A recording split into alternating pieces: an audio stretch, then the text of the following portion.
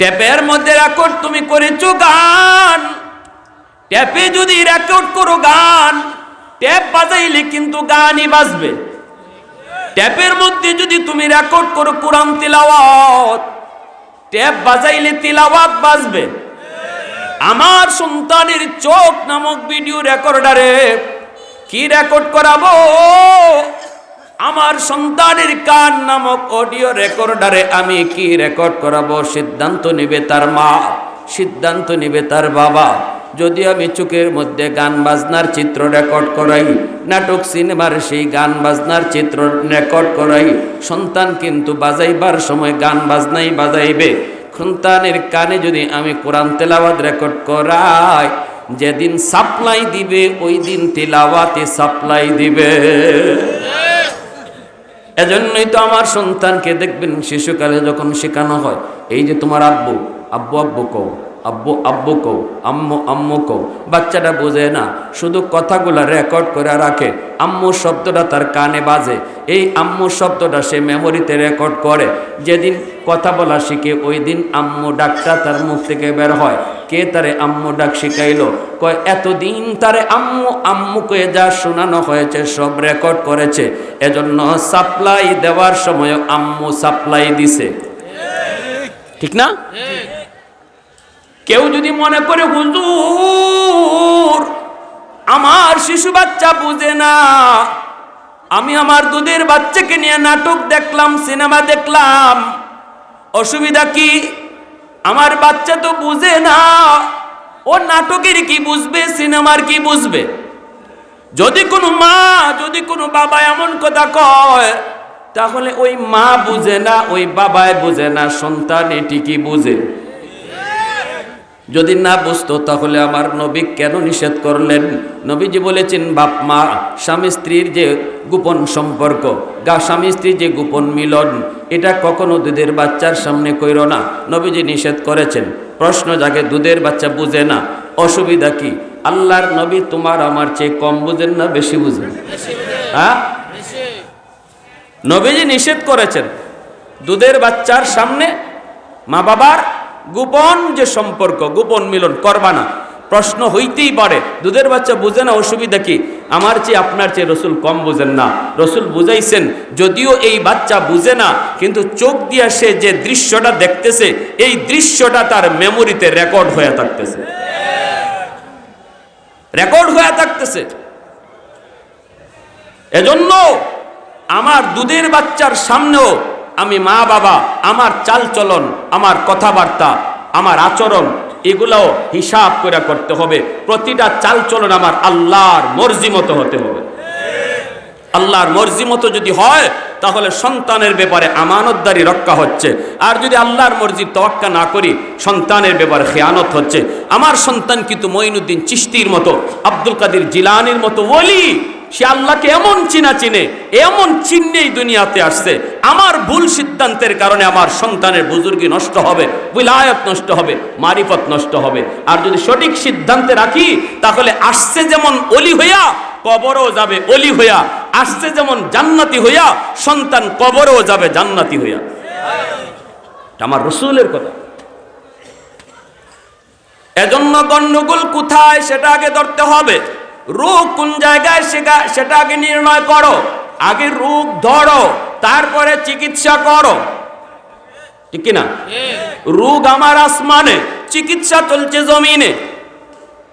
কত কথা হুজুর, আমার সন্তান, আমার ছেলে কথা শুনে না, বাবার কথা শুনে না, মায়ের কথা শুনে না। সন্তান তো বেপথে বেলাইনে চলে গেল, আমার সন্তান তো গাঞ্জা খায়, আমার সন্তান তো নেশা করে। হুজুর পানি ফোড়া দেন, হুজুর তাবিজ ফোড়া দেন। পানি ফোড়া দিলেও লাভ হয় না, তাবিজ ফোড়া দিলেও লাভ হয় না। গন্ডগোল তো এই জায়গায় না, চিকিৎসা এই জায়গায় করলে লাভ হবে না। পানি যখন চারা গাছে দরকার তখনই চারা গাছে পানি দিতে হয়। গাছ যখন মোটা হয়ে যায় তখন পানি দিলেও লাভ হয় না। ঠিক না? সন্তানের দিল দেমাগ হলো কাদামাটির মতোই যুবক, আমার সন্তানের দিল দেমাগ কাদামাটির মতো। শিশুকালে তার দেমাগে আমি যা দেখাবো পাথরে খোদাই করে লেখা হবে। শিশুকালে আমার সন্তানকে যে যা শোনাবো এটাও তার দেমাগের মধ্যে মেমোরিতে পাথরে খোদাই করে রেকর্ড হবে। এই লেখাটা সহজে মুছবে না, এটা সে কখনো ভুলবে না। কারণ শিশুকালে যা বোঝানো হয় দেখানো হয় এটা মরণ পর্যন্ত আসর করে। এজন্য জীবনের মূল ফাউন্ডেশন হলো শিশুকাল। ফাউন্ডেশন যত মজবুত হবে জীবন তত মজবুত হবে, ঠিক কিনা? ফাউন্ডেশন যত দুর্বল হবে ঘর তত দুর্বল হবে। এজন্য ফাউন্ডেশন আগে মজবুত করো। সন্তানের জীবনের ফাউন্ডেশন শিশুকাল। শিশুকালটা মজবুত করো। শিশুকালটা অবহেলায় তুমি তারে নষ্ট করে দিও না। আগডুম বাগডুম গোড়াডুম সাজে ডাকডুল বাজে এগুলা শেখায়া সন্তানের এই ফাউন্ডেশন তুমি দুর্বল করো না। তার ফাউন্ডেশন মজবুত করতে হলে 5টা বছর তারে নুরানি মাদ্রাসায় পড়াও, মজবুত হবে ফাউন্ডেশন। এরপরে ডাক্তার বানাও, ইঞ্জিনিয়ার বানাও, প্রফেসর বানাও, পাইলট বানাও, নিষেধ নাই, কিন্তু ফাউন্ডেশন মজবুত করো। আগে মুসলমানের বাচ্চা বানাও, ঠিক কিনা জোরে বলেন? ডাক্তার হওয়া বড় পরিচয় নয়, ইঞ্জিনিয়ার বড় পরিচয় নয়। আমার সন্তানের সবচেয়ে বড় পরিচয় সে মুসলমানের সন্তান। এজন্য সবার আগে তারে মুসলমানি শিখাইতে হবে। গন্ডগোল কোন জায়গায় সেটা আগে ধরো। শিশুকালটার মধ্যে আমি পেস লাগাইয়া রাখছি। শিশুকালে আমার মেয়েটাকে হাফ প্যান্ট পরায় বড় করছি। শিশুকালে আমার মেয়েটাকে আমি শর্ট গেঞ্জি পরায় বড় করছি। ইউরোপীয়দের পোশাক, ইহুদিদের কালচার, এই পোশাকটা যদিও আমার শিশু বাচ্চারে পরাইলাম, আমি মনে করতেছি হুজুর আমার মেয়েটা তো বুঝে না, দুধের অল্প বয়সের ওরে হাফ প্যান্ট আর গেঞ্জি পরাইলে অসুবিধা কি? এটাই আমার ভুল, এটাই ভুল, ঠিক কিনা জোরে কর? এই ইহুদিদের পাশ্চাত্যের আর অমুসলিমদের পোশাকের কালচারের সেই খারাপ বদ আসরটা আমার সন্তানের দেমাগে যায় পড়বে। আর যদি আমার মেয়েটাকে এই শিশুকাল থেকে পায়জামা পরায় বড় করতাম, তারে এরকম লম্বা হাতার জামা পরায় বড় করতাম, তাহলে এই ধর্মীয় পোশাকের আসরটাও সন্তানের কলিজায় পড়তো। এই মেয়েটা বড় হলে পরে আমার বাবার বলতে হতো না, বা মা তুমি পর্দা করো, মা তুমি বোরকা পড়ো, মা তুমি লম্বা হাতার জামা পড়ো, এটা বইলা সন্তানকে মানানো লাগতো না। বরং মেয়েটা নিজেই বলতো আব্বু আমারে বোরকা এনে দাও, ঠিক কিনা? যদি আমার মেয়েটার সামনে আমি মা পর্দা করে চলতাম, শিশুকাল থেকে আমার মেয়েটা দেখতো আমার মা পর্দা করে মাথায় কাপড় পরে। আমার মা পরপুরুষের সামনে যায় না, পরপুরুষ আমার মায়ের সামনে কথা কওয়ার সুযোগ পায় না। এই দৃশ্যটা যদি আমার ছোট্ট মেয়েটা শিশুকাল থেকে দেখতো, তাহলে পর্দার যে মহব্বত তার কলিজায় শিশুকালেই বসে যেত। এই মেয়েটা শিশুকালেই বলতো আমার কেউ একটা ওড়না এনে দাও। মায় ওড়না পরলে মেয়েটাও ওড়না পরা শিখতো। মায় মাথায় কাপড় দিলে মেয়েটাও কাপড় পরা শিখতো। মা নামাজি হলে মেয়েটাও মায়ের সাথে নামাজ দাঁড়াইতো। মা কোরআন তেলাওয়াতকারী হলে মেয়েটা মার সাথে কোরআন তেলাওয়াত শুনতো। আওয়াজ দিয়ে এখন ঠিকই না? আগুন লাগে শেরপুর, ফানি দেই ফরিদপুর, লাভ হইব? কি কর লাভ হইব? গন্ডগোল কোথায়? হুজুরের ফানি পড়ায় কাম হয় না, হুজুরের তাবিজ পড়ায় কাজ হয় না। হায় রে, নাই নাই নাই নাই, আগের হুজুর নাই, সব দোষ হুজুরের। হুজুরের দোষ না। গন্ডগোল কোথায় লাগাইছি? গন্ডগোল আমি এক জায়গায়, আগুন লাগাইছি শেরপুর। হুজুর সারা দুনিয়ার হুজুর লইয়া যদি ফানি দেই ফরিদপুর, আগুন নিব? জোরে কম। আমি আগুন লাগাইছি শেরপুর। আব্দুল কাদের জিলানিও যদি আইয়া ফানি দেয় ফরিদপুর, তাও তো শেরপুরে আগুন নিবে না। হুজুরের দোষ না। যে যুগে হুজুরদের পানি পড়ায় ডাইরেক্ট কাজ হইতো, ওই যুগে জাগা মতো ওষুধ দেওয়া হইতো। আগুন যেখানে লাগতো এখানেই পানি দেওয়া হইতো। মুসলমানের ঘর ধর্মীয় পরিবেশেই ছিল। ফজরের পরে কোরআন তেলাওয়াত শোনা দেয় তো মুসলমানের ঘর থেকে। ঠিক কিনা? আমাদের সিলেটের নুরুদ্দিন ঘরপুরি রহমতুল্লাহ আলাইহি, ইনি ওই জমানার মানুষের কথা বলছি, যেই জমানায় কি কাজ হইতো, যেই জমানায় মুসলমানের ঘরে ফজরের পরে তেলাওয়াত হইতো, তেলাওয়াতের আওয়াজ শোনা দিত। শনি মঙ্গলবারে হুজুরে পানি ফরা দিতেন, আর এত হাজার হাজার মানুষ আসতো। হুজুরে এত মানুষ কি দিবেন কি করে ফু? তো মাদ্রাসার সামনে বিশাল বড় একটা পুকুর ছিল, এই পুকুরের মধ্যে ইনি ফু দিয়া চলে যাইতেন আর বলতেন, বাবা পুকুর থেকে পানি নাও। তো এরকম ছোট ছোট মগ বড়ে বড়ে, এরকম বোতল বড়ে বড়ে মানুষ পানি নিত, পানিতে কাজ হয়ে যেত। আর এখন আমরা ডাইরেক্ট কলসের মধ্যে ফু দেই, তাও কাজ হয় না। কারণ কি? কারণ হইল আমি আগুন লাগাইছি শেরপুর, পানি লইয়া যেতেছি ফরিদপুর, পানি লইয়া যেতেছি কোথায়? ফরিদপুর। কাজ হইব কেমনি? গড়পুর সাহেব রাহিমাহুল্লাহর কাছে এক লোক আসছে লন্ডন থেকে, আইসা কয়, হুজুর আমার খুব ইচ্ছা আপনার সরাসরি মুখ থেকে একটা ফু নিব। হুজুর পুকুরে ফু দেন, আমার কেমন কেমন জানি লাগে। হুজুরকে কেন একিন হয় না? কয় হয় হুজুর, একিন তো হয়, কিন্তু ইতমিনানে কল ভয় না, আত্মার প্রশান্তি মিলে না। পুকুরের এই কোণা থেকে ফু ওই কোণায় যায় কি করে? সন্দেহ লাগে কিনা? তো হুজুর বলতেছে যে ঠিক আছে, তুমি যে জগ আনছো এই জগটা ভালো করে ধরো, আমি তোমাকে ফু দিচ্ছি। কাচের জগ, এভাবে দুই হাত দিয়ে ধরছে। আমার উস্তাদরা পাশে ছিলেন, যারা নিজের চোখে দেখছেন, এনারা বলেন আল্লাহর ওলি যাইয়া ফু দিছেন, দেওয়া মাত্রই কাচের জগটা টাস টাস করে ভেঙ্গে সব পানি মাটিতে পড়ে গেছে। আল্লাহর কালামের আসর আসেনি না নাই? এটা আল্লাহর কালামের আসর। ওই কালাম এই জমানার আলেমরা উলামায়ে কেরামরাও পইরেই ফু দেয়, কিন্তু কাজ হয় না। কারণ যায় ফু আপনার ঘরে ঢুকতো, যায় দেখে আগুন এখানো না, আগুন আরেক জায়গায়, ফুতে কাজ হবে না, এই পানিতে কাজ হবে না। আপনার ঘরে রহমতের দরজা বন্ধ, কারণ কোরআন তেলাওয়াত হয় না। প্রতিদিন টেলিভিশন চলে, স্টার জলসা চলে টাইম মতো। আমার মা বোনেরা দেখবেন, যেদিন স্টার জলসা দেখার টাইমের আগে ঘরের রান্নাবান্নাও শেষ, ঠিক না?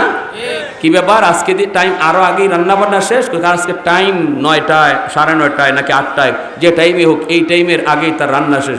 টাইম মতো মুসলমানের ঘরে টেলিভিশন চলে, কিন্তু টাইম টু টাইম মুসলমানের ঘরে কোরআন তেলাওয়াত হয় না। দিন যায়, সপ্তাহ যায়, মাস যায়। মুসা নবী বলছিল, আল্লাহ তুকাল্লিমু মাই হাল তুকাল্লিমু আহাদান গায়রি, আল্লাহ আমার সাথে তুমি কথা বলো, আমি স্যার আর কারোর সাথে কথা বলবে? আল্লাহ বলে, বলবো না মানে শুধু বলবোই না, তোমার সাথে কথা বলি, মাঝখানে পর্দা আছে, বাইনি ওয়া বাইনাকা হিজাব। কিন্তু সাইয়াতি উম্মাতুন, এমন এক উম্মত ভবিষ্যতে আসতেছে যাদের সাথে আমি আল্লাহ কথা বলবো, অথচ লাইসা বাইনি ওয়া বাইনাহুম হিজাব, তাদের মাঝে আর আমার মাঝে কোনো পর্দাই থাকবে না। আল্লাহ তারা কারা? আল্লাহ পাক কয় উম্মতে আহমদ, উম্মতে মুহাম্মদ, এরা আমার বন্ধু মুহাম্মদুর রাসূলুল্লাহর উম্মত।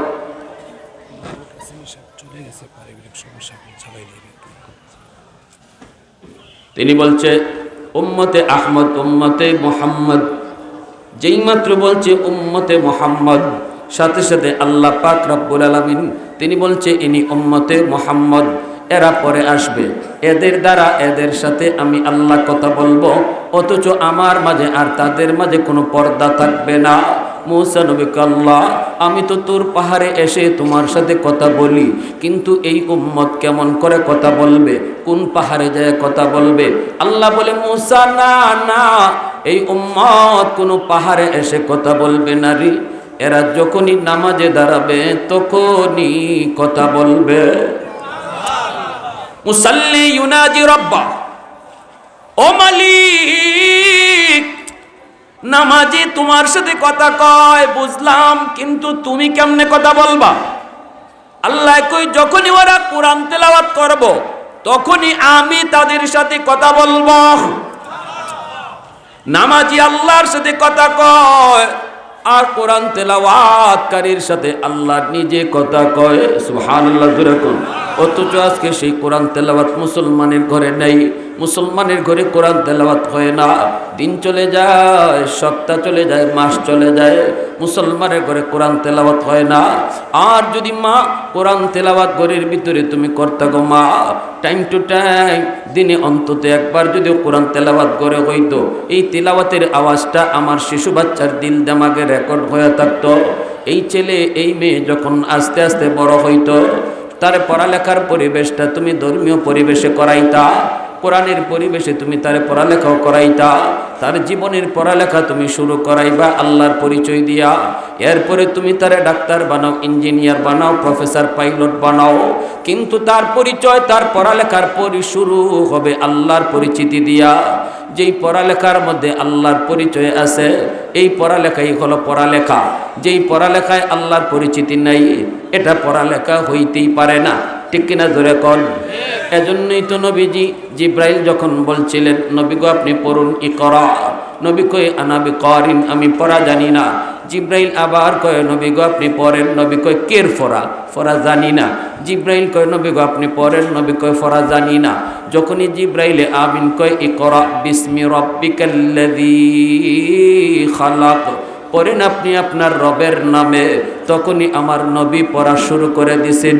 আর নবী বলতেছেন, ইকতেই নবী বুঝাইলেন জিব্রাইল রে, যেই পড়া আমার আল্লাহর নামে হয় না, এই পড়া আমি নবী পড়তে রাজি না। যখনই তুমি কইছো পড়েন আপনার রবের নামে, তখনই আমি পড়তে রাজি। আওয়াজ দিয়া কন্যা সুবহানাল্লাহ। প্রশংসা করব কার? গোলামি করব কার? দিলের ভিতরে প্রথম পরিচয় ঢুকাইব কার? ওয়াহদাত কি হিফাজত নেহি বেকুওতে বাজু, ওয়াহদাত কি হিফাজত নেহি বেকুওতে বাজু, আতে নিহি কুছ কামি হাক লে খুদা দাদ, आते नहीं कुछ कामी हक ले खुदा दा, ऐ मर्द खुदा तुझको क़ुव्वत नहीं हासिल, जा बैठ किसी गार में अल्लाह को कर याद, जा बैठ किसी गार में अल्लाह को कर याद, ये सच है कि बातिल की तरफदार नहीं हम, गद्दार न समझो हमें गद्दार नहीं हम, फूलों की तरह नरम मिजाज अपना है नाज़ुर, हम तेरी नहीं नेज़ा व तलवार नहीं हम, हम तेरी नहीं नेज़ा व तलवार नहीं हम। मुसलमाনের আওয়াজে বলেন আল্লাহু আকবার। আমার ভাইরা বন্ধুরা, এজন্য বলতেছিলাম একটু মনোযোগ দিয়ে শুনেন। মা বাবা হলো সন্তানের প্রথম শিক্ষক, ঘর হলো তার প্রথম বিদ্যালয়, ঘর হলো তার প্রথম বিদ্যালয়। মা তুমি সন্তানটারে ধর্মীয় শিক্ষা, আল্লাহর পরিচয় তুমি মা তার সন্তানটারে শিখাও, খাওয়ানোর দোয়াটা মা শিখাও, ঘুমের দোয়াটা বাবায় শিখাও। এইভাবে ডান হাতে খানা খাইতে হয় সন্তানরে শিখাও। খানা খাওয়ার সময় মাথায় কাপড় দিয়া খাইতে হয়, টুপি মাথায় পরে খাইতে হয়। এরকম দস্তরখানা বিছায় খানা খাইতে হয়। কেন খাইতে হয়? কয় আল্লাহ খুশি হয়। শিশু বাচ্চাটায় জিগাইব আম্মা আল্লাহ খুশি হইলে কি হয়? আপনি বলে দেন আল্লাহ খুশি হলে আল্লাহ জান্নাত দেয়। এই যে জান্নাত শব্দটা বলছেন, শিশু বাচ্চাটার এই মেমোরিতে জান্নাত শব্দটা মরণ পর্যন্ত রেকর্ড হয়ে থাকবে। ডান হাতে খানা খাও, বাম হাতে খেও না। আল্লাহ নারাজ হয়, আল্লাহ নারাজ। বাচ্চাটাই কইব মা আল্লাহ যদি নারাজ হয় কি হয়? আল্লাহ নারাজ হলে জাহান্নামে যেতে হয়। জাহান্নাম কারে কয়? চিরস্থায়ী অশান্তির জায়গা, কষ্টের জায়গা। কম কোথায় জাহান্নামের পরিচয় সন্তানের দিমাগে রেকর্ড করে দিলেন আপনি মা, আপনি বাবা। এজন্য সন্তানের প্রথম শিক্ষক হলো তার মা, সন্তানের প্রথম শিক্ষক হলো তার বাবা।